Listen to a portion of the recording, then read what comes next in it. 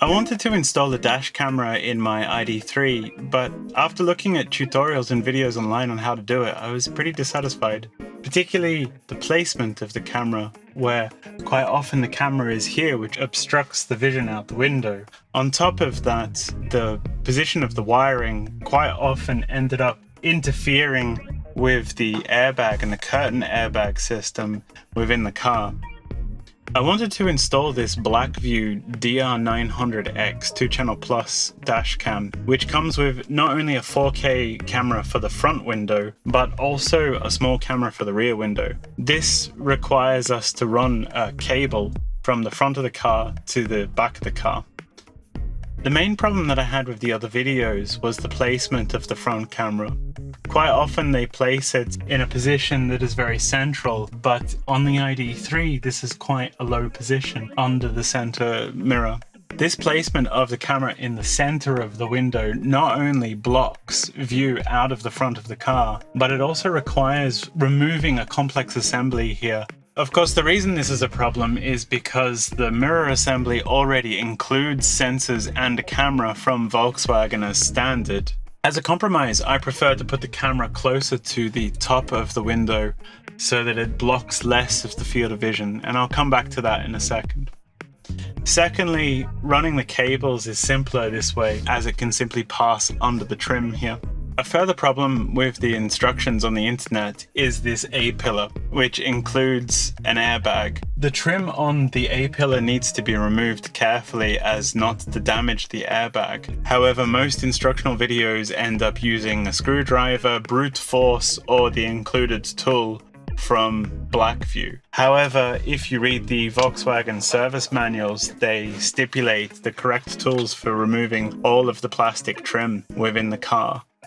Since I have a European model here, I'm driving on the left-hand side, so all cables can be run safely down this side of the car, as the location of the fuse box is just down here.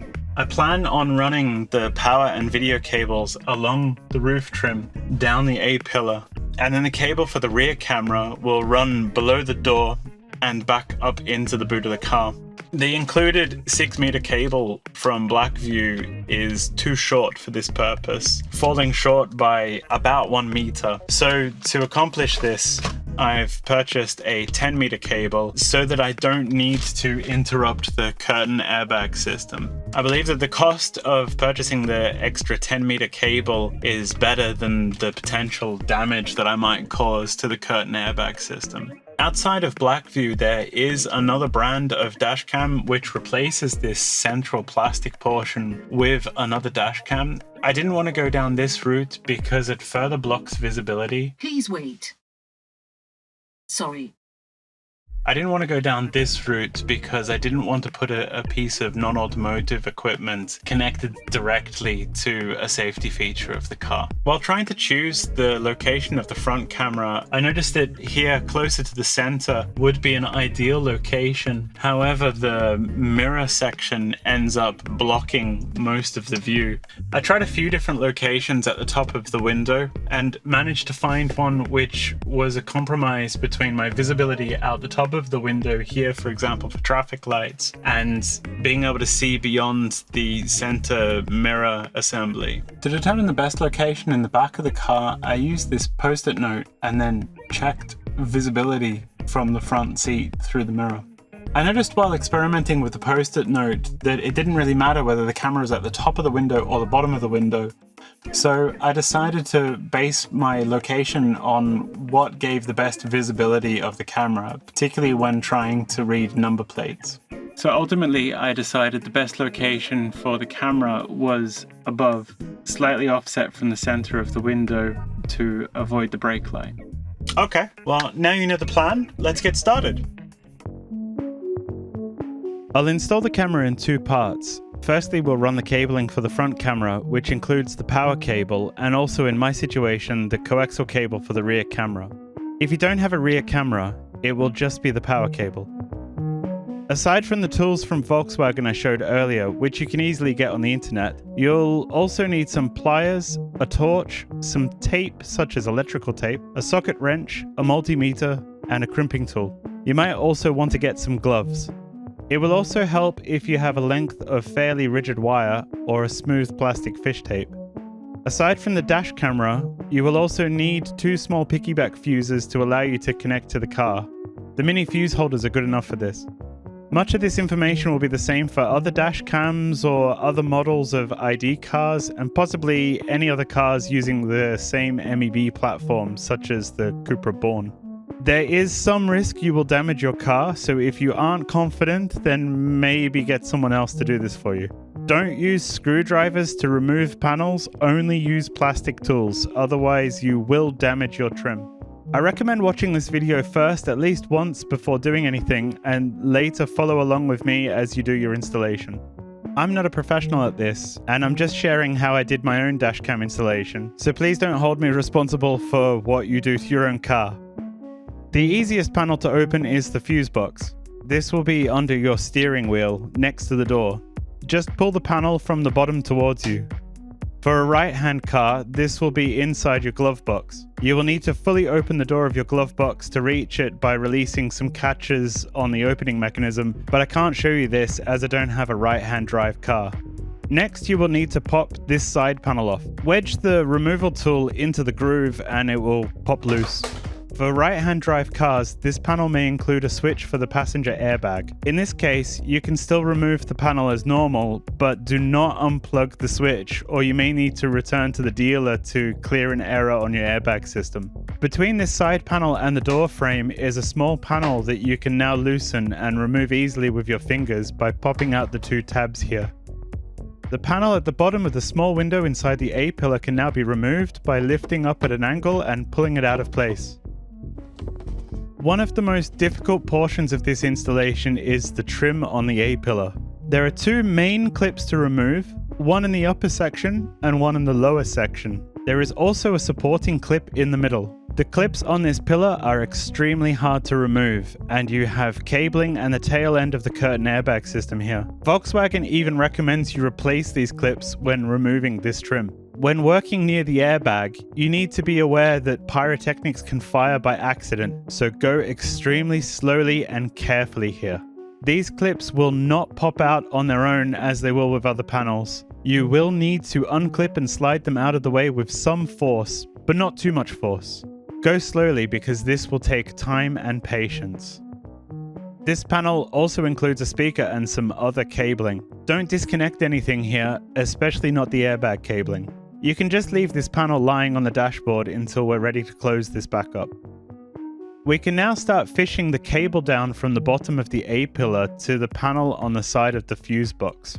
Because I'm also installing a rear camera, I started with the rear camera cable first, as it's smaller and easier to fish. But if you aren't installing a rear camera, then use a piece of semi-rigid wire or some fishing tape, because the power cable of the Black View is hard to fish because of the right-angled connector on the end. Follow the existing black cable down the A-pillar and push the cable down below. You will soon be able to see it and fetch it underneath through the panel next to the fuse box. This may take a few tries before you're able to see the cable. For now, just bring the cable through the side panel to avoid touching anything near the fuse box.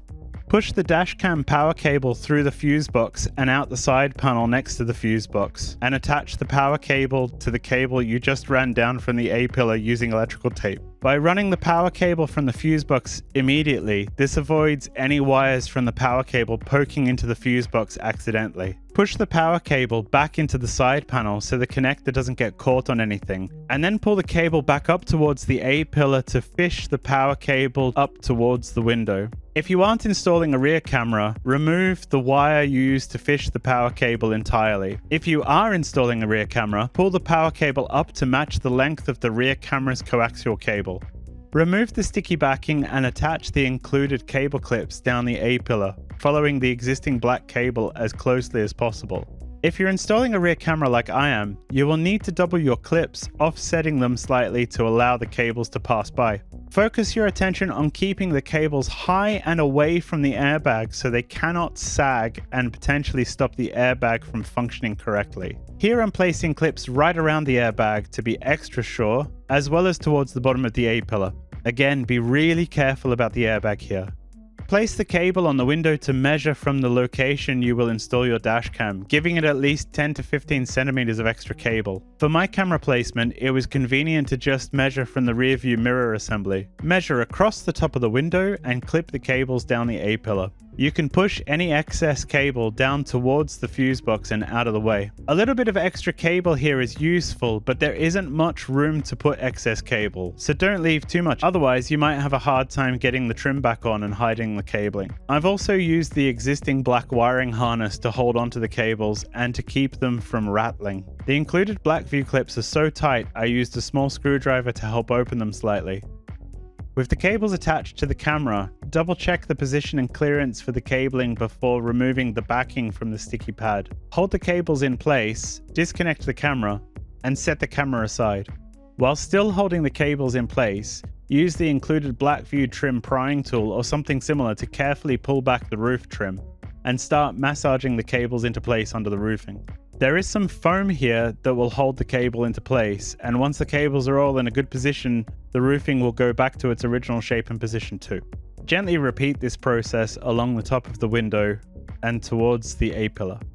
Now is a very good time to connect the cigarette lighter power cable to the camera so you can confirm the view out the window before you stick the camera in place. The ID3 has one cigarette lighter socket for power, located in the boot of the car, but the cable is certainly long enough to run over the back seats and into the front to temporarily check the camera's function. This socket is only active when the ignition is switched on. With the camera in its mount, double check your placement one last time. It's very difficult to remove and replace the camera after it's attached. Once you're ready, clean the glass well to remove any oils or other substances to ensure the camera will stick to the glass securely. You don't want to have the camera drop off the window while you're driving. Here I've used a microfiber cloth to clean the glass of dust and an isopropylene alcohol swab, which completely evaporates as it dries. Remove the backing from the sticky pad on the camera and gently place the camera into place. Don't press against the glass until you're 100% sure of the placement. Ensure the camera is level and aligned correctly. Double and triple check. At this point, you can still remove the camera and try again. Once you're really ready, push and wiggle the camera into position. Remove the camera from the camera mount and then push and wiggle the camera mount against the glass again. If necessary, check the camera mount from the outside of the windshield to be sure the sticky pad is well adhered to the glass. Leave the camera out of the mount for now so the sticky pad has time to strongly adhere to the glass. For the rear camera, the cabling will go under the doors. If you don't have a rear camera, skip this section and go to the electrical connection part of the video. Otherwise, start by lifting the front door footsil trim, which runs from the front of the seat all the way to the bottom of the B-pillar in the middle of the car. Use the large wedge tool to unclip the trim, starting from the front of the car and working towards the back. The trim will get easier to unclip as you move down the car. Be careful of the wires here. Don't try to remove this panel, it's very difficult to remove the handle for opening the bonnet. Likewise, attempting to get the cable under the trim around the rubber here will not work as there is not enough room. Instead, you will need to pull the trim out from the rubber door seal, then drop the cable down behind the trim, and then fetch the cable underneath the trim. Pull the excess cable through before continuing, being careful that the cable does not become snagged or kinked. Leave a little bit of excess cable in the side panel near the fuse box. Following along the existing wiring harness, carefully feed the cable along the bottom of the door sill through the bottom of the B-pillar. Make sure the cable runs along the same path as the existing cables between the seatbelt and the car's bodywork. This will be easier if both the front and rear doors are open, as this will give you the most amount of room to work. Once at the rear door, pull through the excess cable, leaving the cable slack and loose along the side of the wiring harness already running under the door sill. Be careful not to kink the cable as you pull it, as this will damage the coaxial cable. Leave the cable in the rear footwell for now. The panels in the back are really difficult to remove without removing the rear seating, but we can still run the cable through here without actually removing the panels. Starting with this panel above the rear seat, next to the headrests, use the tool to unclip the panel and separate it from the ceiling panel, just at the corner near the door frame. Don't bother removing the whole panel. The clips here are hard like the A-pillar, and you don't need to remove this panel. Carefully pass a semi-rigid wire or fish down partially into the door frame. Try to ensure that the wire will pass as close to the door frame as possible. Leave it there, we'll grab it in a moment. Carefully pry the panel to the side of the rear seat out from the rubber door seal. You may want to use some gloves for this next bit. With your hands, gently bend the panel slightly and pull out the wire you passed down a moment ago. Leave some slack on the wire or fish tape out of the top of the panel and the side of the panel. Working with the pry tool, follow the trim down the rubber door seal with the semi-rigid wire or fish tape, working your way down to the rear footwell. The trim won't lift up very far, but the wire will pass under the trim and sit against the door frame underneath the trim. Go slowly as the trim is very tight here. As before, attach the rear camera cable to the wire you just fished down the trim using electrical tape. As this will be passing by clips, cabling and other items, be sure to attach the tape in such a way that it's unlikely to get caught on anything when being pulled back up the trim, otherwise we may need to start this part all over again. Gently pull the wire back up, and the rear camera cable along with it.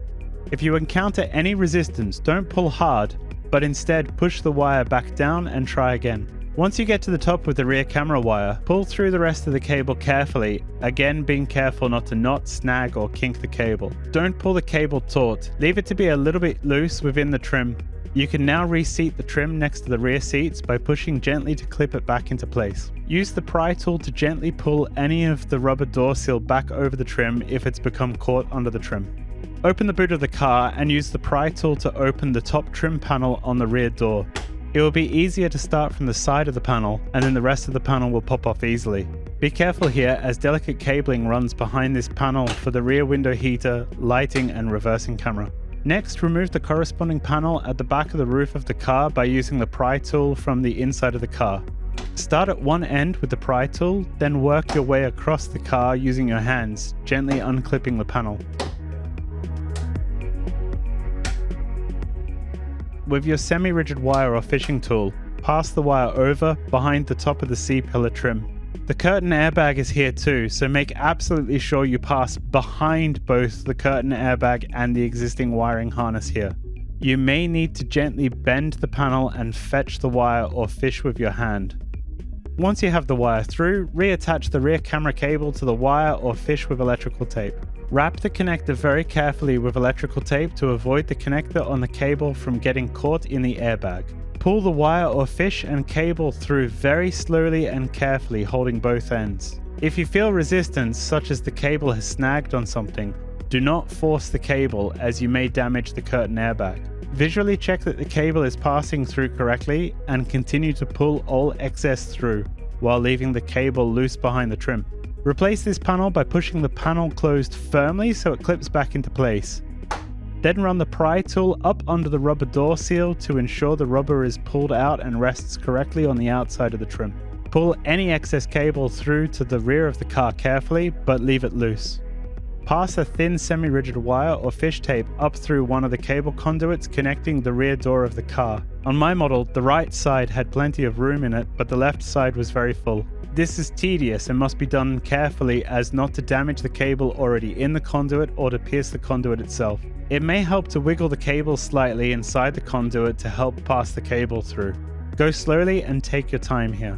It's easier to push the cable up from below as you have more access to the entrance of the conduit. Pass most of the semi-rigid wire or fish through the conduit as possible, leaving a small amount out the bottom. Again, attach the rear camera cable to the wire or fish using electrical tape in the same manner as before to minimize the amount of space taken and so the connector does not chafe or get caught on anything inside the conduit. Pull the wire or fish and the cable through the conduit slowly and carefully.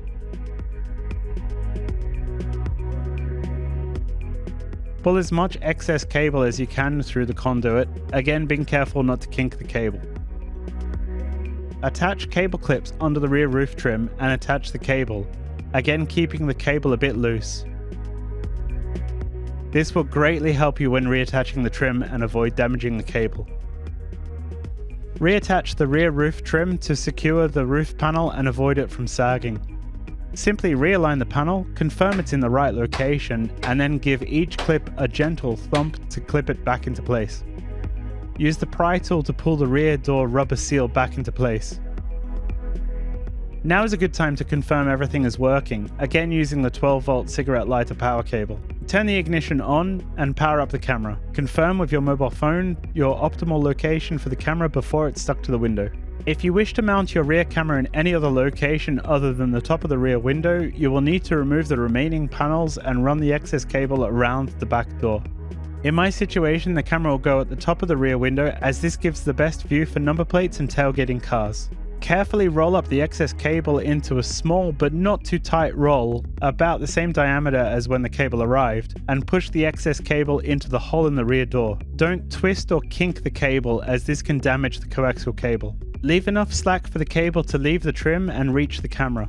Gently pass the cable under the existing cable harness so it stays in place. Carefully align and reattach the upper trim on the rear door. This doesn't require much force, so just be sure the clips are aligned correctly and gently push the panel and it will clip back into place. I prepared the rear glass again with isopropyl alcohol and a microfiber cloth to ensure the glass was perfectly clean. Remove the seal from the sticky pad on the rear camera and carefully align and stick the camera on the rear window in the same manner as the front camera. Try to avoid sticking the camera over the rear window heating wires as the wire may react with the glue. Here I've attached my rear camera in such a way that the sticky pad is just a little bit away from the wire so it doesn't get too hot when defrosting the rear window. Once again, once you're sure of the position, wiggle and push the camera to stick it to the glass. Connect the cable and leave the camera alone so the glue has some time to adhere to the glass. Replace the trim in the front door foot sill by clipping it back into place.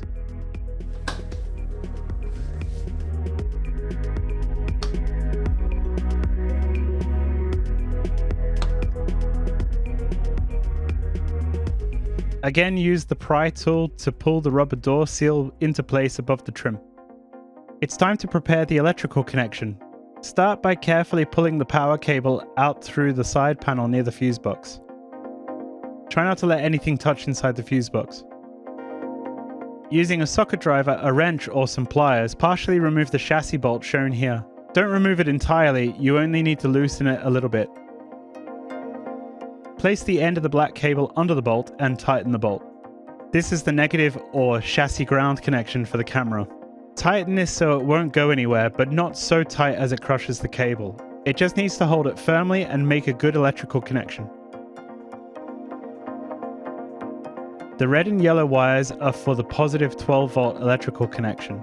If you're using crimp connectors, don't forget to first put the plastic sleeve on before attaching the connector, which is to avoid electrical short circuits. Both of these need to be connected to a piggyback fuse holder so we can take power from the car. Twisting the strands together and bending the wire back over itself is a good way to ensure these larger crimp connectors will hold firmly. Here I'm using piggyback fuse holders that came with bullet crimp connectors. If you don't have a crimp tool, you can also use some pliers, but the crimp connection will not be as strong. I'm really sorry about the bad camera focus here. The piggyback fuses I have connect directly into these bullet crimp connectors, making a strong and safe, reliable connection. Pass the piggyback fuse holders and camera power cable carefully back into the fuse box without bringing too much of the cable with it. I used the included beige 5A miniature fuses that came with the piggyback connectors. Black fuse wiring also includes fuses in the black capsules on the red and yellow wires. So these 5A fuses are fairly unnecessary and are only there to make the correct electrical connection through the piggyback fuse connectors. If you have a cat, it's possible your work might be inspected at this point. Blackview dash cameras have two electrical connectors. The red one marked ACC Plus is for normal operation while the ignition is on, and the other yellow one marked BAT Plus is for parking mode. Parking mode keeps the camera active in a low power state while your car is parked. It's important to find where in the fuse box we can receive power in these two states. We need to find one fuse where the power is only active while the car's ignition on, and another fuse which is always on. To do this, we can check with a multimeter to find the correct fuse locations. Hold the black negative lead against the bolt available through the side while probing with the red positive lead. Check both the left and right side of the fuse holder, as it can depend from column to column. Perform this test with the ignition off and the ignition on, and make note of which fuses are providing power only when the ignition is on and which fuses are always providing power. When power is available at a fuse, you should read around 12 volts on your multimeter, but potentially it's as high as 13 or 14 volts. I didn't remove any fuses during this test, and I don't recommend you do either unless you really don't have empty fuse slots available. If you need to remove fuses, do so carefully, as partially unpowering part of your car may cause an error that can only be cleared at your Volkswagen dealership. Be careful about the orientation of the fuse with these piggyback connectors. The wrong orientation may not work. You will need to test the camera carefully to ensure the camera receives power correctly for both when the ignition is on and when it is off. In my car, a 2021 model ID3, this arrangement here worked with the yellow BAT Plus cable connected at the bottom here and the red ACC Plus cable connected at the top right here. This arrangement may also work for you, but it's best that you test to be sure. Now is a good time to connect the front camera and perform a little test. Make sure the power connector is in firmly. It often clicks and feels like it's in place on this Blackview model, but it's not yet properly connected until it clicks just a little bit further. The camera won't immediately come to life, but if you turn on the ignition, it should start up and start talking to you. Parking mode off. Turn the ignition off again and make sure that the camera stays on and tells you that it's entering parking mode. Parking mode on. Don't forget to also check the rear camera is lit up and working too. Now is also a really good time to adjust the alignment of the camera. If everything looks good, we can close up. Carefully bring the excess power cable together and secure it in a bundle, for example using a cable tie. This bundle of cable can be carefully nestled into the side panel near the fuse box. The trim between the side of the dashboard and the door frame can be clipped back into place. If you have a right-hand drive model, you may need to move the cables further inside to avoid interfering with the airbag switch. The side panel of the dashboard can then be clipped back into place carefully while watching not to crush or damage the cables now hidden behind the panel. The panel only requires a very gentle push to clip back into place. The fuse box can now be closed again. For a left-hand drive car like mine, this means slotting the cover back into place at the top and then gently pushing at the bottom so it clips back into place. For right-hand drive cars, this means closing the glove box and restoring the position of the clips, but I can't show you how to do this. The trim on the A-pillar can be closed again by aligning the panel very carefully and pushing to clip the panel back into place. If the clips fell out when removing the trim, replace them on the plastic before continuing. They just slide into the plastic. If the clips are broken after removing the trim, replace the clips with new ones before continuing. Don't reuse clips that have snapped. Get some replacements online, but this shouldn't have happened though. Before applying any force to close this trim, first use a torch to ensure you won't damage the cabling or the airbag, and that the clips are in the right location. Finally, the little piece of trim at the bottom of the window in the A-pillar can be reattached by hooking it in first and then pushing it down and into place.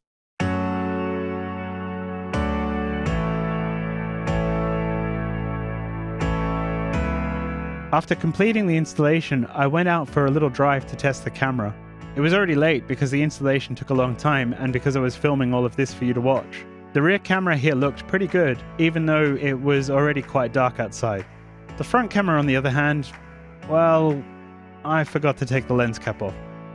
The following day I could test again and I noticed the dash cam had a focus problem, as you can see here. The camera was functioning well, and in some shots the camera almost looked like it was in focus, but it wasn't really. I contacted Blackview support, who immediately proposed an RMA to return the camera. Blackview had mentioned that the camera may have been too hot, but trying the camera out at night when it was much cooler showed the same problem. Blackview then stopped responding to me, and I've never heard from them since. The rear camera is working perfectly though, albeit noticeably in lower quality as my rear camera is only HD. Even in the daytime when it was fairly hot in the car, the rear camera performed as expected.